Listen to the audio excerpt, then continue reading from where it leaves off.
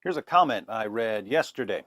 Name omitted because the penalty for leaving Islam is death, writes David. I really want to thank you for all the efforts you did in studying about Islam and sharing all the truth you found with us through YouTube.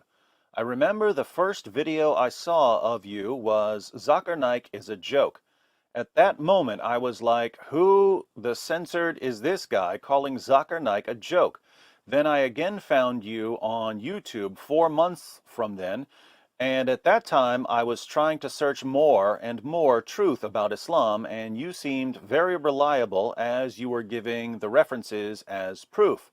Though it hurt a lot, I could move on from Islam and leave it, and your video in which you were sharing your testimony, that made me really go deep and search more about Christ. If it wasn't for you, I would have still been saying there is no God but Allah and Muhammad is his prophet.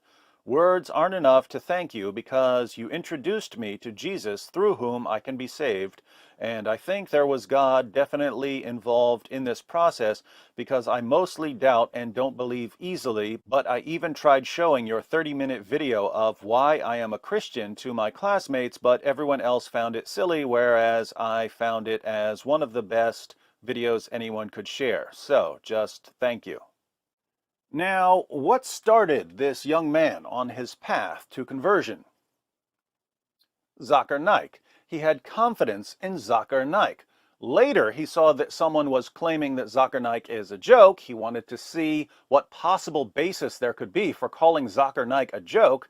Then he did some investigating and eventually found out that ZAKIR NAIK is a joke, that Naik's arguments are horrible, that he backs down from every challenge from every experienced Christian debater in the world. And that's when he realized that he couldn't simply base his faith on what he had heard from people like ZAKIR NAIK. He needed to study and seek the truth for himself. And now he's a Christian. Mark my words, ZAKIR NAIK is going to help us lead more Muslims to Christ than anyone else in history. ZAKIR NAIK has built his career on the methods of his mentor, Ahmed Deedat. Deedat's method was simple. If you get an audience full of ignorant people, you can say pretty much whatever you want, and no one's going to know if you're lying to them. If someone eventually decides to do some research and figures out that you're making things up, it doesn't matter because you've already deceived thousands of people into agreeing with you. Who cares about the few who recognize that you're lying when you've already won a mob who can shout them down? So Deedat understood that all you need to do is sound like you know what you're talking about. Just sound persuasive. It doesn't matter if you're spouting total nonsense as long as it sounds good. Deedat influenced people like Naik and others who now use the same method. But there's a problem with this method. When someone eventually catches you lying, they're not going to trust you anymore. So there's always the long-term risk that you ultimately end up destroying your credibility.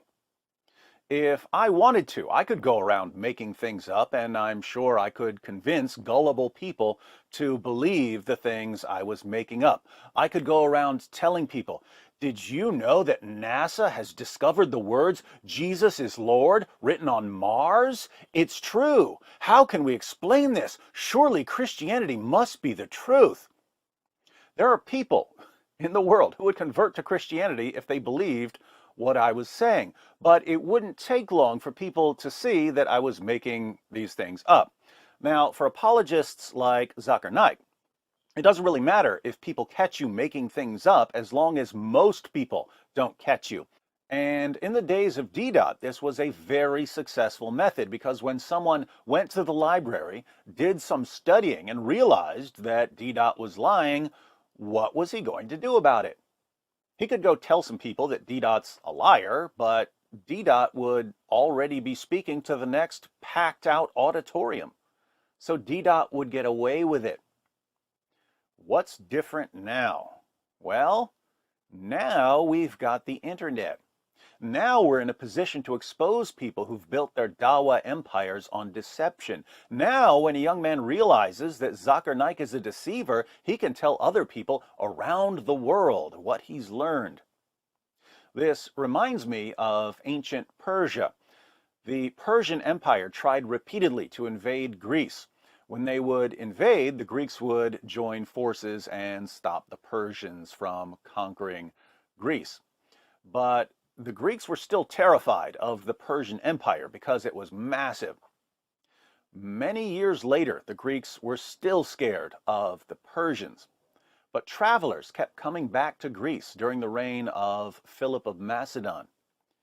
And they would say, you know that massive empire that everyone is scared of? Their forts are falling apart. Their soldiers are lying around drunk. If someone were to take a well-trained army, even a much smaller army than theirs, he could wreak havoc on the Persian Empire. Philip's son, Alexander the Great, did just that. He invaded the Persian Empire with a much smaller force than the Persians had, and he crushed them. What looked like an incredibly powerful empire was actually a house of cards. You could knock it right over. Islam, as an ideology, is like that. It seems powerful to many people because it has so many adherents. But it's been spread with such a shocking degree of deception. The Quran's been perfectly preserved. There are scientific miracles in the Quran. Muhammad is mentioned by name in the Bible. So many ridiculously false claims that it's basically begging for a small, well-trained group of apologists to expose it like nothing's ever been exposed before.